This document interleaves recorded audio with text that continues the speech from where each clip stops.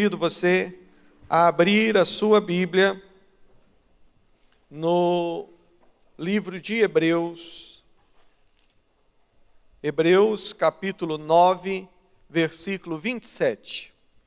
Hebreus capítulo 9, versículo 27.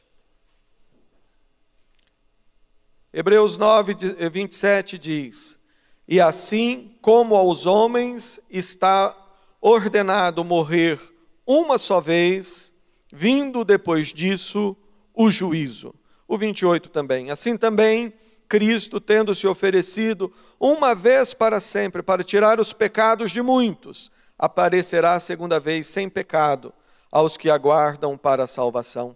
Mas, novamente, o 27... E assim aos homens está ordenado morrerem uma só vez, vindo depois disso o juízo. Irmãos, todos os pastores, quando são convocados, e nós entendemos que convocados por Deus para trazer a palavra à igreja, nós somos movidos primeiramente por um amor, um carinho que nós temos por vocês. Nós sabemos que todos vieram de uma semana, lutas, dificuldades, desafios para a semana seguinte, e a gente sempre ora e busca diante de Deus uma palavra que venha fortalecer o seu coração, que venha te encher de ânimo, encher de entusiasmo.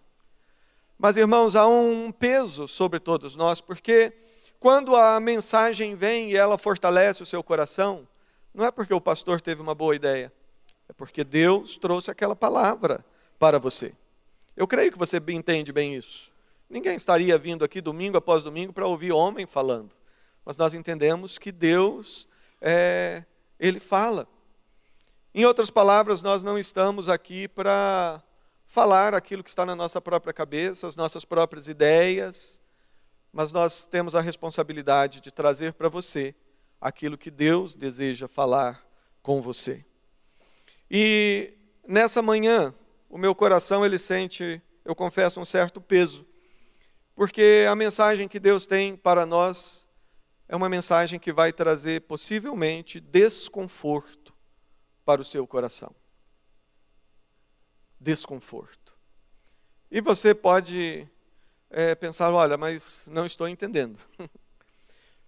Eu creio que vai trazer desconforto porque de tudo aquilo que eu já estudei na Bíblia, tudo aquilo que eu já estudei nos cursos de teologia, é o tema, é o assunto que mais desconforto traz ao meu coração. Aí você pode pensar, pastor, mas eu estou achando estranho. O senhor sabe que vai trazer desconforto, então, por que não escolhe outro tema? Abra sua Bíblia lá em Eclesiastes 7, 2. Eclesiastes 7, 2. Eclesiastes 7,2 diz: melhor é ir à casa onde há luto do que ir à casa onde há banquete, pois naquela que há luto, se vê o fim de todos os homens e os vivos que tomem em consideração. O que a Bíblia aqui está falando? A Bíblia está falando que há momentos onde é preferível o desconforto que nos faz entender o projeto de Deus. É preferível o desconforto que nos faz tomar as atitudes que Deus espera de nós. É preferível, às vezes, o desconforto que nos tire noites de sono, do que a alegria que nos faz ficar anestesiados, a alegria que nos faz ficar sem sintonia com a vontade de Deus, a alegria que nos faz ficar acomodados. Melhor é ir na casa onde há luto do que na casa onde há banquete. Nessa manhã, o tema que Deus colocou no meu coração para nós tratarmos é acerca do inferno. O inferno. É a primeira vez na vida que eu prego sobre esse tema. Mas eu entendo que Deus, ao nos trazer essa palavra, o objetivo não é trazer o desconforto e nos deixar no desconforto, mas é produzir um desconforto em relação às pessoas que estão ao nosso redor, em relação a tantas pessoas que Deus tem colocado no nosso relacionamento. Mas o objetivo do Senhor é nos trazer para perto dEle, é nos trazer para o centro da vontade dEle, a vontade dEle que é boa, agradável e perfeita. E nós vamos pensar nesse tema olhando uma parábola muito conhecida que se encontra lá em Lucas, capítulo 16, versículos 19 a 31. Abra lá a sua Bíblia. Nós leremos apenas esse texto mais, e nesse texto estaremos analisando esse tema. Lucas 16, 19 a 31 diz: Ora, havia certo homem rico que se vestia de púrpura e de linho finíssimo e que todos os dias se regalava esplendidamente. Havia também certo mendigo chamado Lázaro, coberto de chagas, que jazia à porta daquele e desejava alimentar-se das migalhas que caíam da mesa do rico, e até os cães vinham lamber-lhe as úlceras. Aconteceu morrer o mendigo e ser levado pelos anjos para o seio de Abraão. Morreu também o rico e foi sepultado. No inferno, estando em tormentos, levantou os olhos e viu ao longe a Abraão, a Lázaro no seu seio.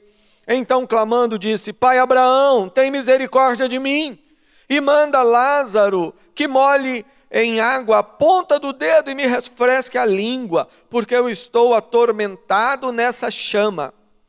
Disse, porém, Abraão: Filho, lembra-te que recebeste os teus bens em tua vida, e Lázaro igualmente os males. Agora, porém, aqui ele está consolado, e tu em tormentos.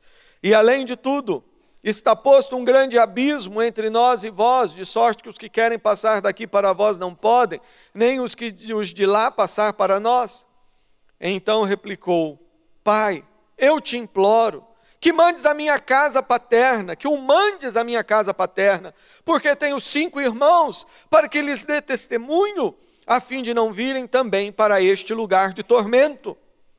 Respondeu Abraão: Eles têm Moisés e os profetas, ouçam-nos. Mas ele insistiu: Não, pai Abraão, se alguém dentre os mortos for ter com eles, arrepender-se-ão. Abraão, porém, lhes respondeu: Se não ouvem a Moisés e os profetas, tampouco se deixarão persuadir, ainda que ressuscite alguém dentre os mortos. Irmãos, primeiramente, vamos deixar claro que ao falarmos sobre o inferno, o objetivo não é aquela mensagem de medo, dizendo: olha, há um inferno, você tem que mudar de vida, porque se você não fizer isso, não fizer aquilo, você vai para o inferno. Isso seria um discurso religioso. O Evangelho não ensina assim. Meu filho era uma criança de 9 a 10 anos, e certo dia ele chegou para mim e fez a seguinte pergunta.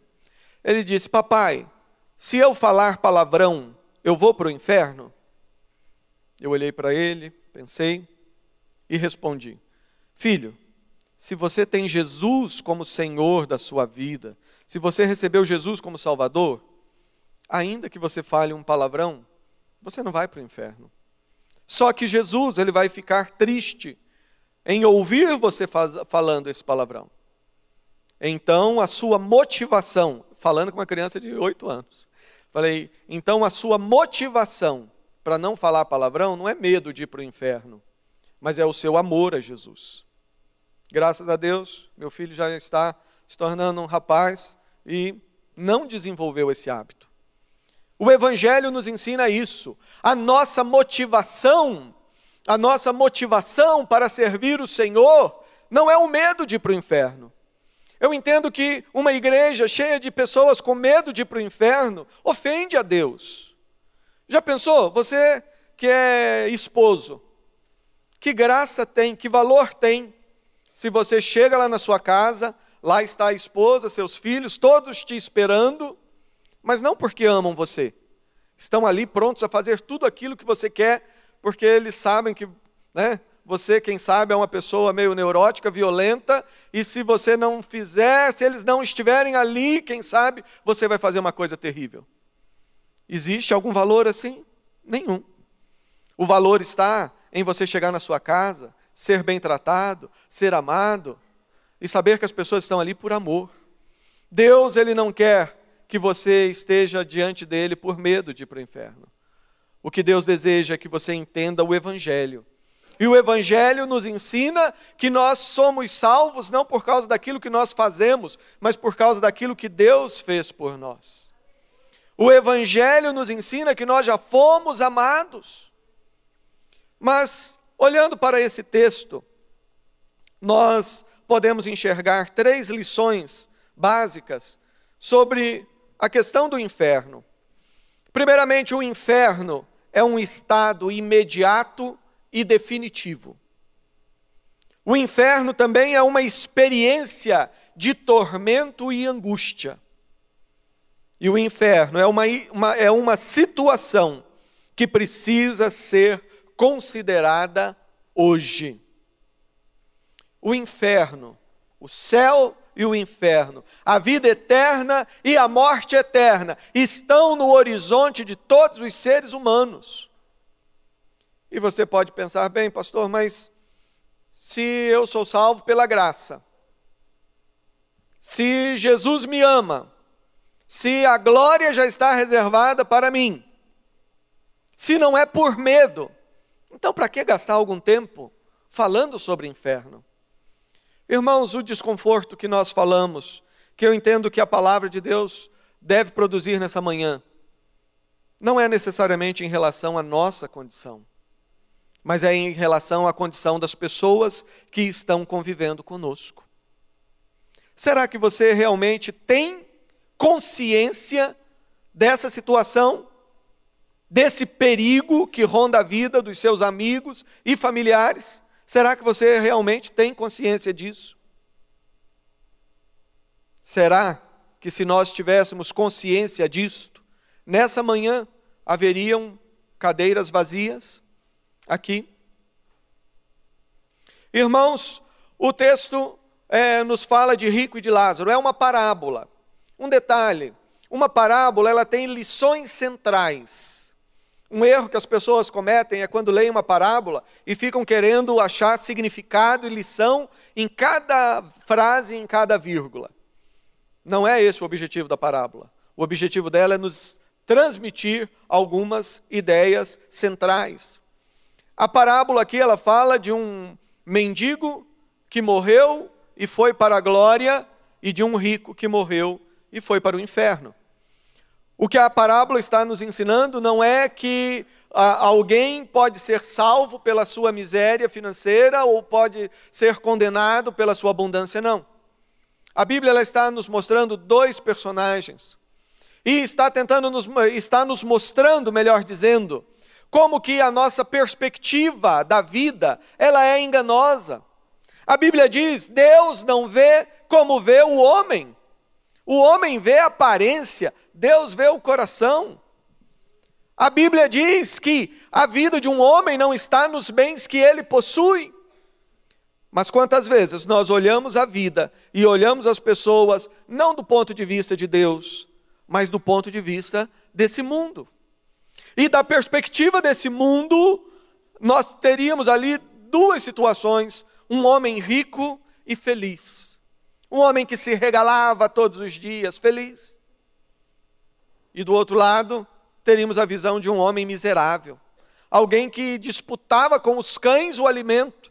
Alguém que tinha as suas úlceras, suas feridas lambidas por cães. Essa seria a nossa visão. Mas a parábola ela nos coloca para dizer, olha, a realidade do ponto de vista de Deus é bem diferente.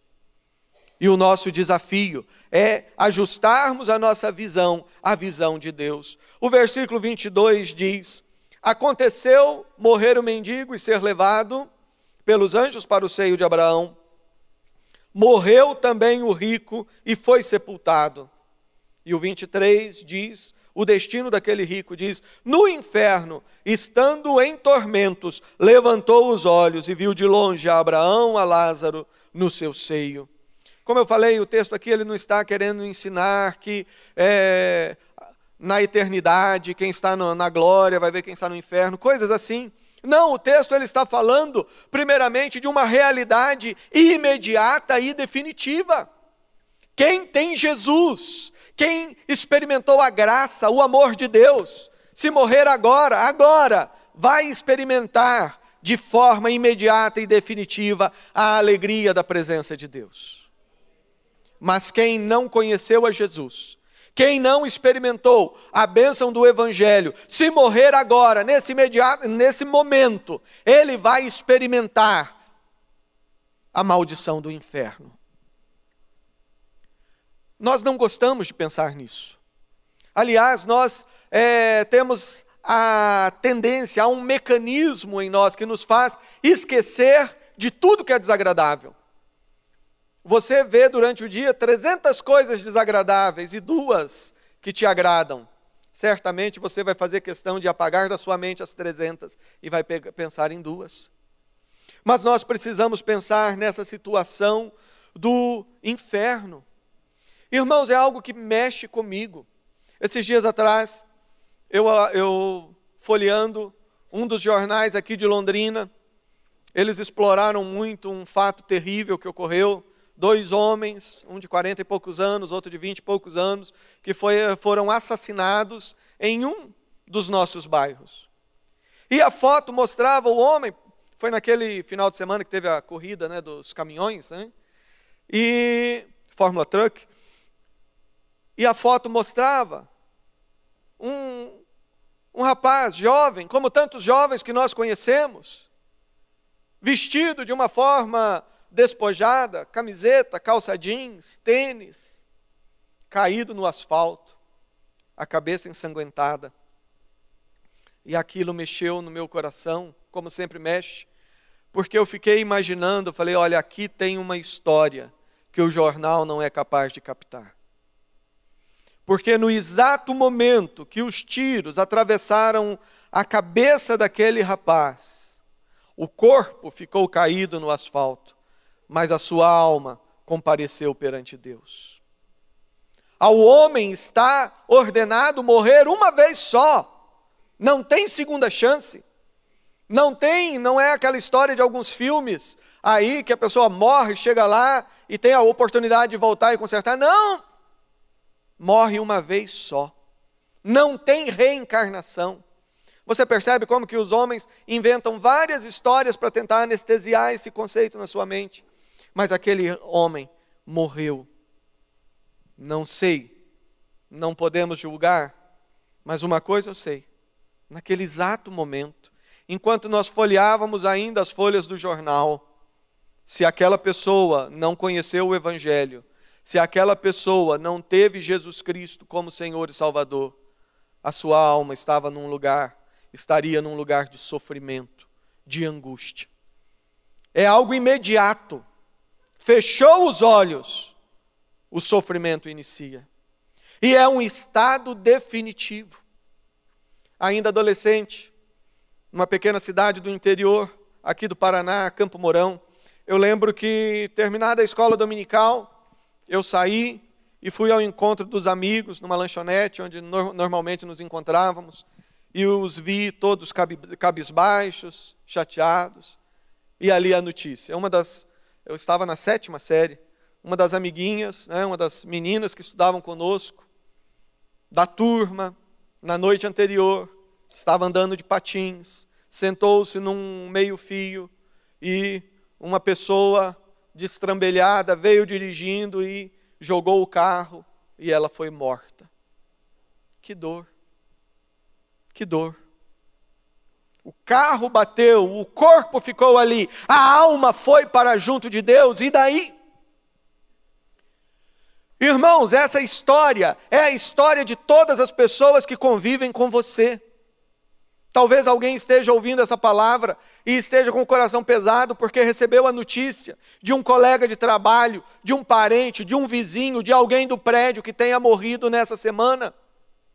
E se prepare, porque se você não recebeu, talvez nessa semana você fique sabendo de um amigo muito próximo, de alguém que convivia com você, trabalhava na escrivaninha do lado e que morreu. Nós precisamos entender a triste realidade do inferno. E por mais que isso fira a nossa sensibilidade, nós devemos lembrar que se o seu amigo, os nossos amigos morrerem sem Jesus, eles vão para o inferno. Se o seu filho, se o seu pai, se a sua mãe, se a sua esposa, se o seu esposo morrer sem Jesus, ele vai para o inferno. Se os habitantes de Londrina morrerem sem Jesus, eles vão para o inferno. Mas o texto continua dizendo, versículo 24.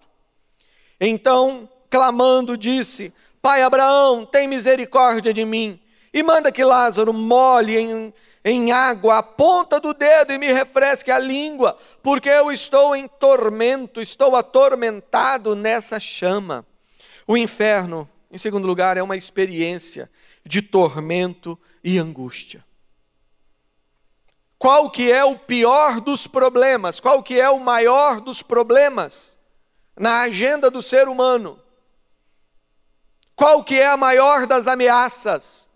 A maior das ameaças não é a enfermidade, não é o problema financeiro, não é a questão do emprego, não é o maior de todos os problemas, é a possibilidade de passar de forma definitiva a eternidade no inferno. Veja só a situação desse rico, desse homem. Diz aqui que ele se vestia de púrpura. Ou seja, naquela época, tinta de tecidos não existia como existe hoje. As roupas eram sempre quase na cor natural das fibras, né? Cor de algodão e tudo mais. A única cor que era usada era a púrpura, cor vermelha, aquele tom bonito. E era algo caro, apenas os ricos poderiam. Era um homem, em outras palavras, que podia e tinha acesso ao que havia de melhor para o seu uso pessoal. Nada contra você usar roupas bonitas, caras. Quem é que não gosta disso? O problema é quando isso é uma idolatria. O problema é quando você acha que isso faz de você uma pessoa melhor. O problema é quando você se conforta com uma roupa bonita e não se cobre com o sangue de Jesus, que pode fazer com que você seja uma pessoa bela diante de Deus. E diz que aquele homem se vestia de púrpura, de linho finíssimo, e todos os dias se regalava esplendidamente.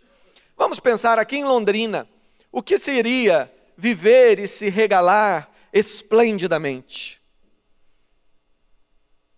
Imagino que experimentar, viver nessa situação aqui em Londrina, quem sabe seria morar em um apartamento aí de R$1 milhão, uma casa de 2 milhões. Talvez fosse poder usar um carro de R$200 mil. Esses dias eu estava na garagem de um amigo onde nós temos célula e ele me mostrou uma Mercedes. Aí ele falou, ano 2007. Eu falei, quanto que é? Ele falou, 99. Eu falei, mas você não disse que era ano 2007? Ele falou, não é o ano, é o preço. Então, para alguns, se regalar é você poder andar com um carrão caro, é você, quem sabe, nem ter cozinha na sua casa, só frequentar os excelentes restaurantes que nós temos, etc. Eu não estou criticando isso, não há problema nenhum, se Deus tem te dado condição. Como eu falei, o problema é quando você faz disso o seu ídolo, e quando você acha que aí está o significado da sua vida. O problema está quando você põe a sua cabeça nisso e não para pensar que há uma eternidade para viver. A experiência aqui, há um momento final. E diz que aquele homem vivia regaladamente, mas veio o momento onde Deus o chamou. E ele então é levado para um lugar de tormento. É um lugar de angústia. Jesus Cristo nos ensinou dizendo, o que adianta para o homem ganhar o mundo inteiro se vier a perder a sua alma? O que adianta o homem ganhar o mundo inteiro e fazer dano a si mesmo? Irmãos, há um problema muito sério conosco que já temos Jesus. Há um problema muito sério quando nós só pensamos no nosso conforto. Quando você pensa que não, olha, a eternidade está garantida, Jesus me amou, eu sei que não é por aquilo que eu faço, mas é por causa daquilo que Ele fez, então está tudo bem, então já que eu não vou para o inferno, eu vou viver regaladamente, mas Deus colocou você aqui para ser testemunha, Deus colocou você aqui para ser o atalaia, Deus nos colocou aqui para sermos aquelas pessoas que estão gritando, dizendo que há um perigo, há um perigo, há um perigo. Tem pessoas que convivem com você, que às vezes nem muito preocupado em dar um bom testemunho, às vezes a pessoa tem. Pessoas que convivem com você, conversa, às vezes fala até coisas inadequadas, sai, passeia, vai em restaurante, etc. Pessoas que são do seu relacionamento, mas você, usando uma expressão popular, na verdade não é amigo, mas é um amigo da onça. É um falso amigo. Porque você sabe do perigo que eles estão correndo e você não faz nada. Você não faz nada. Irmãos, nós estamos num momento de engajamento. O inferno é imediato, é definitivo, é uma experiência de tormento e angústia.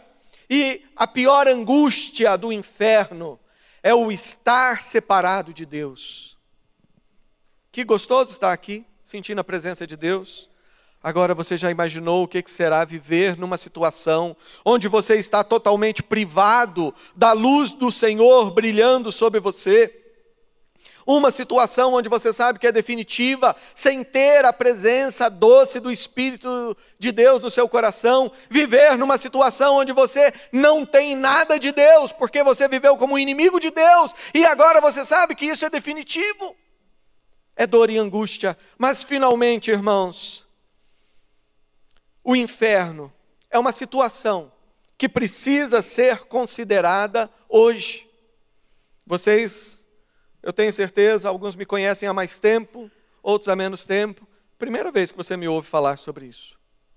Mas eu entendo que Deus, Ele quer que nós consideremos esse problema hoje. Foi a situação aqui do homem que desceu ao inferno. Ele começou a pensar sobre o inferno, mas na hora errada, no momento errado para ele, porque ele já estava lá. Ele começou a pensar sobre o inferno e pensou na sua família e nos seus irmãos, mas pensou na hora errada, uma hora que ele já não podia fazer mais nada. E ele diz: "Ô pai Abraão, manda Lázaro lá falar para os meus irmãos, ou então me permita sair daqui para fazer alguma coisa." Irmãos, nós cremos que Jesus está para voltar em breve. Que dor vai ser para alguns corações, se naquele momento ele olhar e pensar: nossa, tudo isso realmente era verdade. Deus, dá uma marcha ré, Jesus, volta, me dá mais tempo, deixa eu fazer alguma coisa. O momento de tomar atitude é hoje. Se hoje, e eu peço a Deus que isso não aconteça com ninguém, mas se hoje, ao sair daqui, o telefone tocar e falar que aquele seu colega de trabalho, que você não fala de Jesus para ele, se aquele colega, se você receber um telefonema e no telefonema alguém te falar: ele morreu, houve um acidente, morreu. Não vai adiantar você querer falar como Lázaro falou, como o rico falou, dizendo: Deus, traz ele à vida de novo, me dá a oportunidade de ir falar. Não existe, gente. Não é assim que funciona. Nós precisamos considerar esse problema hoje. E como é que nós precisamos considerar? Nós precisamos considerar pensando no Evangelho. A boa notícia do Evangelho. Talvez você que está aqui conosco hoje, alguém aqui, de repente está com o coração inquieto, porque primeiro não gosta desse assunto, nem eu gosto de falar, nem você gosta de ouvir. E seu coração está inquieto e você pensando: e agora? O que eu faço? Para você, nós temos 5 verdades que são importantíssimas. Primeiramente, que a vida eterna, o céu, a glória, a presença eterna de Deus, ela é um presente. Não é merecida, não é comprada. Ou seja, não é uma coisa que a pessoa compra, não é uma coisa que a pessoa troca vales. O homem é pecador, você é pecador, eu sou pecador. Minha família é uma família de pecadores. Os colegas de trabalho, nossos, são pecadores. O homem é pecador, ele não pode salvar-se a si mesmo. Veja só, se nós parássemos por aqui, a coisa seria cruel. Primeiro falamos de um inferno, falamos que a vida eterna é um presente que ninguém compra, e falamos que nós somos pecadores, não conseguimos por nós mesmos resolver o problema. Mas temos uma terceira verdade, que diz que Deus, ele é misericordioso. A Bíblia diz que Deus, ele não tem prazer na morte do ímpio. Antes, ele deseja que todos cheguem ao pleno conhecimento do Evangelho. Deus, ele é misericordioso, ele não quer punir ninguém. Mas Deus é justo, ele precisa punir o pecado. Terceira verdade, Jesus Cristo. A resposta está em Jesus. O Evangelho, ele está centrado em Jesus.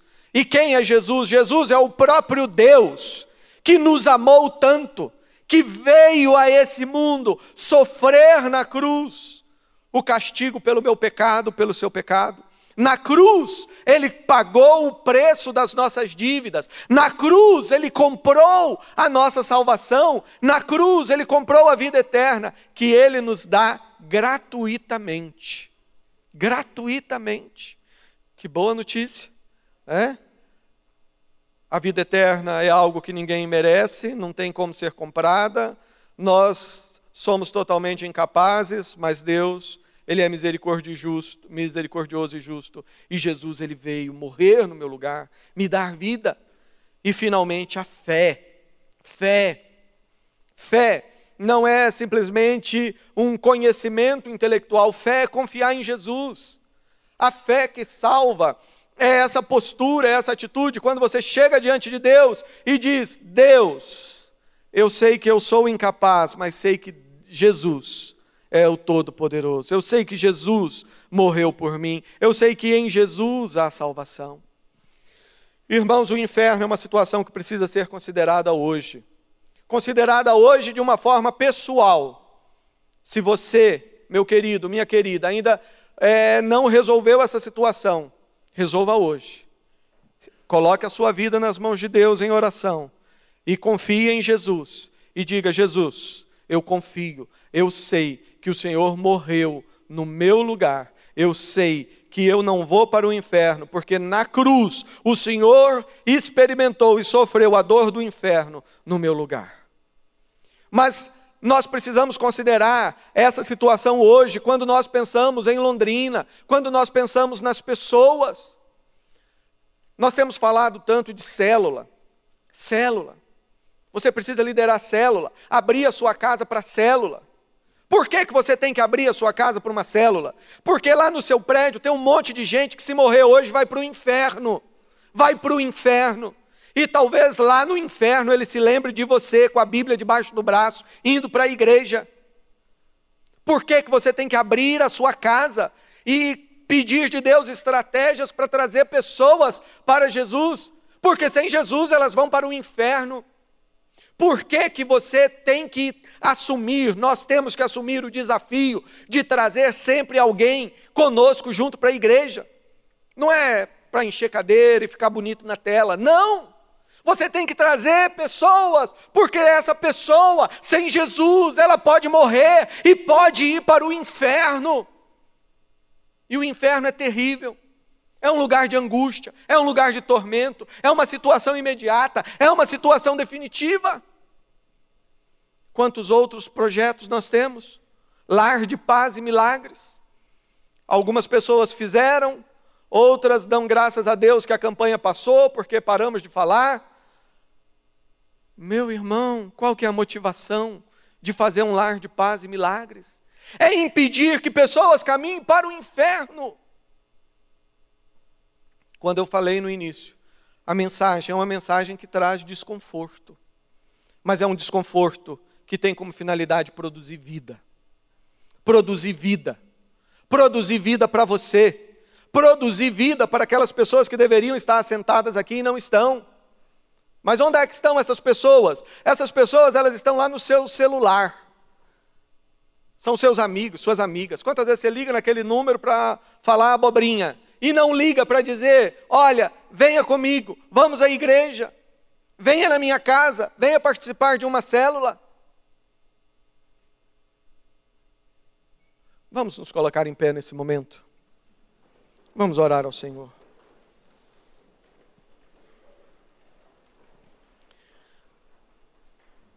Pai, nós louvamos a Ti.